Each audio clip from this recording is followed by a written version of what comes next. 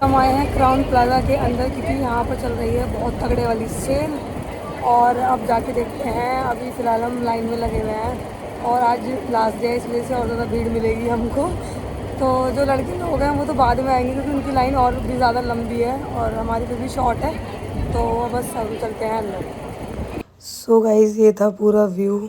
मतलब कि जैसे ही हमने उस होटल में एंट्री ली और काफ़ी मतलब बड़ा था जैसे कि आप देख पा रहे हैं। और क्राउड काफ़ी था बट जिस तरीके का क्राउड था उसके अकॉर्डिंग बिल्कुल भी ऐसा नहीं लग रहा था कि जैसे सफोकेटेड टाइप फील हो रहा हो। और फिर हमने मारी एग्ज़िट और सीधा हम पहुंच गए एनएसपी।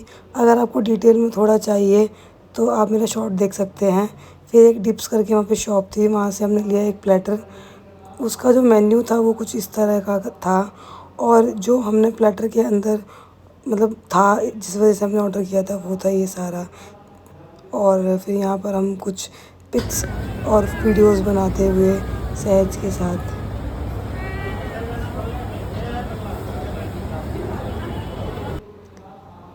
और उसके बाद हमने खाई BTW की ये टिक्की और फिर गए हम नेचुरल्स के अंदर। हमने मतलब मैंने ही बोला था कि नेचुरल के अंदर जाके देखते हैं, मतलब कि कभी उसकी आइसक्रीम नहीं खाई तो ट्राई करते हैं कैसी है।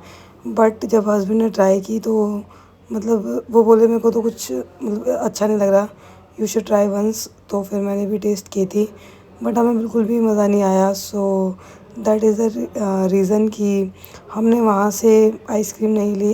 एक्चुअली कोई चीज़ बुरी नहीं होती है, बस टेस्ट की बात होती है। फिर हमने सोचा कि क्वालिटी वॉल से ही अपना जुगाड़ कर लिया जाए और बस वहीं से हमने अपने अपने चॉइसेस के अकॉर्डिंग आइसक्रीम ले ली। और इन सहज साहब को देखिए, इन्हें दूध के अलावा सब कुछ खाना पीना है। देखिए आइसक्रीम कैसे लपक रहे हैं ये। तो बस इसी सब के साथ हम वहाँ से चल दिए और नेक्स्ट डे हो गया। और देखिए इन सहज शर्मा को, ये नानू के हेलमेट का पूरा इंतज़ाम कर रहे हैं। आज है मंडे और मैं बना रही हूँ, शाम का टाइम हो रहा है अराउंड 7:30 और मैं बना रही हूँ सोयाबीन की सब्ज़ी। सोयाबीन थोड़े से कम थे तो इसलिए मैंने उसके अंदर 2 पोटैटो भी डाल लिए हैं। और देखिए मेरी तैयारी कर ली है, अनियन और ये मेरा टमाटो और ये मैंने जीरा रख लिया है। ये देखिए पूरा मैंने गर्म पानी के अंदर ये सोयाबीन डाल दी है, इसके अंदर ऑयल चढ़ा दिया है। तो अब मैं बस स्टार्ट करती हूँ बनाना। ये हो गई मेरी ग्रेवी तैयार और ये रहे आलू, ये सब करके हमने बनाया और खाया। और फिर हमने सोयाबीन की सब्ज़ी बना के खा ली। और ये सहज यहाँ पर नानू के साथ गेम खेल रहे थे। ये सहज और नानू दोनों का फेवरेट गेम था। और नेक्स्ट डे हो चुका था और मैंने एक अच्छी सी बात लेकर मैं चल दी अपने किचन की ओर और करी मैंने स्टार्ट कुकिंग। सबसे पहले मैंने पोटैटो को बॉईल करने के लिए गैस पर रख दिया और आफ्टर दैट यहाँ पर मैं दूध की मलाई निकालते हुए और मतलब हमारे यहाँ भैंस का दूध आता है तो मलाई भी अच्छी खासी आ जाती है अगर उसको ज़्यादा आप हिलाओ ना। और फिर हम उससे घर का ही अपना घी बना लेते हैं, ज़रूरत पड़ती है तो बाहर से ले आते हैं। और फिर ये देखिए मैं आटा गूँथते हुए इधर, और मेरा आटा गूँथ चुका था। तो फिर उसके बाद मैंने जो आलू फ्राई करने थे उसके लिए टमाटर कट किए। और जब भी हमें थोड़ी जल्दी होती है तो सबसे इजी मेरे को आलू फ्राई करना ही लगता है। आप लोग ये सोच रहे होंगे कि जब देखो आलू ही बनाती रहती है, ऐसा नहीं है, और भी चीज़ें बनाती हूँ बट सारी चीज़ें मैं शूट नहीं कर पाती हूँ। और पता नहीं क्या होता है कि जब भी मैं ये बार बार रिपीट करती हूँ तभी मैं शूट करती हूँ, आई डोंट नो। तो बस वही मैंने 1-2 आलू साबुत के लिए निकाल दिए बॉइल्ड, जिससे कि मैं उसे खिला सकूं। और उसके अलावा मैंने सारे आलू एक प्लेट में करके उनको कट किया और आफ्टर दैट आप देखेंगे कि मैं उसे फ्राई करूँगी। मैं ऐसा नहीं करती कि मतलब एक टाइम में एक ही काम करूँ। अगर गैस खाली है तो मैं उस पे तब तक जैसे दूध गर्म करने रख दिया या फिर चाय बनाने रख दी। और उसके अलावा जैसे साहू का अलग से हम दूध मंगाते हैं, वो गर्म करना है तो वो कर लेते हैं। तो उससे क्या होता है कि एक तो जो टाइम है वो मैनेज हो जाता है और काम भी जल्दी हो जाता है। अगर हम एक ही चीज़ में लगे रहेंगे तो ऐसे तो पूरा मतलब दिन ही हमारा ख़त्म होने को हो जाएगा। और देखिए यहाँ मैं बस आलूओं को फ्राई करते हुए। हम जब भी आलू फ्राई करते हैं उनको हम देसी घी के अंदर ही करते हैं, बिकॉज़ उसके अंदर एक अलग टेस्ट आता है। और देखिए जैसे कि श्राद्ध था तो मैं बना रही थी पूड़ी। और वैसे मेरे को पहले पूड़ी बनानी आती नहीं थी, बट ट्राई किया और मेरे को पूड़ी बनानी आ गई। सो अब मैं आराम से पूड़ी बना लेती हूँ। और सब कुछ बनाने के बाद मैं अपनी चाय एंजॉय करते हुए और हस्बैंड से बात करते हुए।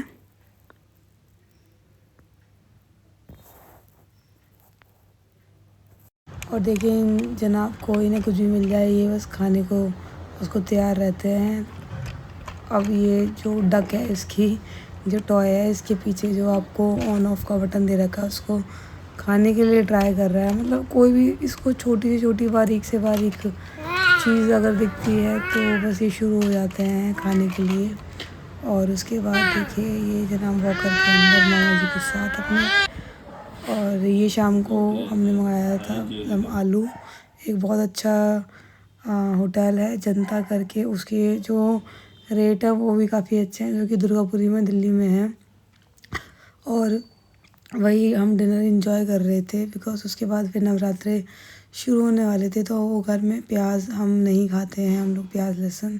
सो यही सही टाइम था कि हम मतलब जो मन है खा पाएँ। और उसके बाद फिर माता रानी के 9 दिन के बाद ही हम कुछ खा पाएंगे। और नेक्स्ट डे हो गया था और मैं कर रही थी अपने हेयर्स में ऑयलिंग, बिकॉज़ मेरे को अपना हेयर वॉश करना था।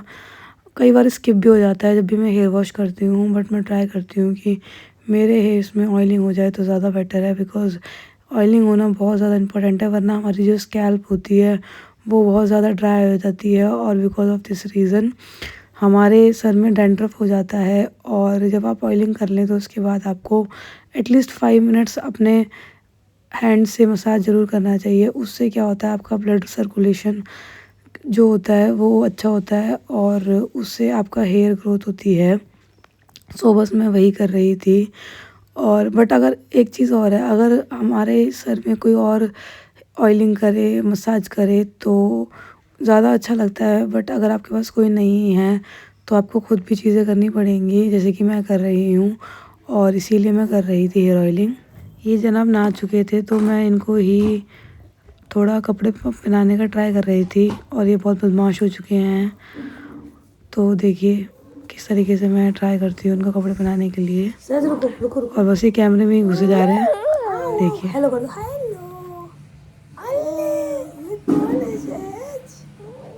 No no no no.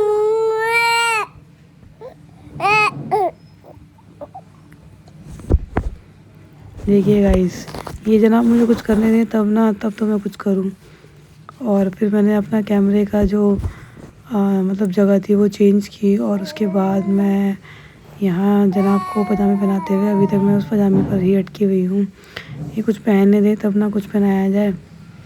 तो देखिए गाइस, अब बस इन जनाब को हम रेडी करेंगे। और इनके पापा को आफ्टरनून में काम था, सो इसीलिए मैं इसे सुकून से कपड़े पहना पा रही हूँ, उसको रेडी कर पा रही हूँ। वरना मेरे को तो मौका ही नहीं मिलता कि मैं इसको रेडी कर पाऊँ। कभी कोई रेडी करता है, कभी कोई। बस मैं बहुत कम रेडी कर पाती हूँ इसको, बिकॉज़ मेरे को किचन में काम रहता है।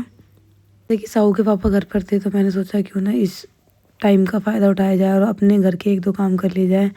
तो मैं गई अपने वॉशिंग मशीन के पास अपने, और साहू के कपड़े डालने कि धुल जाएंगे। तो बस वही मैं डाल रही हूँ। और बस मैंने कर दी वॉशिंग मशीन ऑन और अब कपड़े धुल जाएंगे। मुझे लग रही थी भूख, तो मैंने सोचा क्यों ना मैगी बनाई जाए। और उसी के लिए मैंने थोड़ी वेजिटेबल्स निकाली, जिसमें थी गाजर, कॉर्न्स थे और शिमला मिर्च थी। उसके अलावा मैंने टमाटर का तो खैर यूज़ नहीं किया था, प्याज निकाली थी। और बस प्याज को चॉप करते ही बस मैं अब फ्राई करना स्टार्ट करूँगी। वैसे साहू के पापा भी बहुत अच्छी मैगी बनाते हैं, बट मैंने सोचा कि वो और साहू दोनों सो रहे थे तो क्यों उन्हें परेशान किया जाए। तो मैंने खुद ही ट्राई किया। और जब कहते हैं ना कि कोशिश करते हैं तो कभी हार नहीं होती, और वही निकला। मैंने अच्छे से अपनी सारी वेजिटेबल्स चॉप की और मैगी बनाना स्टार्ट किया। और मैगी काफ़ी अच्छी बनी थी, बस कॉर्न हल्के से कच्चे लग रहे थे, बट इसके अलावा सारी चीज़ें बहुत अच्छी थी। और कॉर्न कच्चे रहने का जो रीज़न था वो ये था कि मैंने उसके अंदर सॉल्ट डालकर उसको बॉईल नहीं किया, अदरवाइज़ वो भी बहुत ही अच्छे हो जाते हैं। बट ओवरऑल बहुत ही सही मैगी थी, क्योंकि मैं हमेशा प्लेन मैगी बनाती हूँ, ऐसे वेजिटेबल वगैरह डाल के मैं कम ही ट्राई करती हूँ बनाना। ये रही सारी मेरी वेजिटेबल्स, और बस मैंने अब कढ़ाई रखी गैस पर, और देखिए मेरे कॉर्न्स बॉईल हो रहे हैं। जितनी वेजिटेबल्स थी मैंने सबको फ्राई किया, और उसके बाद बस मैं मैगी अब इसके अंदर डालूँगी और आपको दिखाऊँगी कि कैसा हो चुका है पूरा समा इस मैगी का।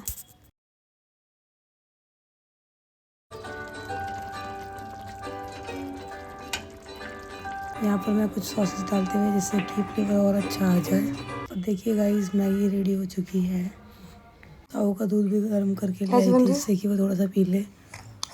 सच में या झूठ बोल रहा हूँ? और इनको अच्छी लगी, सो मेरे को भी अच्छा लगा, और मैं भी यहाँ अपना मैगी इंजॉय करते हुए कटोरी के अंदर। और जब मैंने खाई तो मैंने देखा कि ये तो सच में बहुत ही यम है। देखिए चल दिए शाम को पापा के पास खेलने के लिए।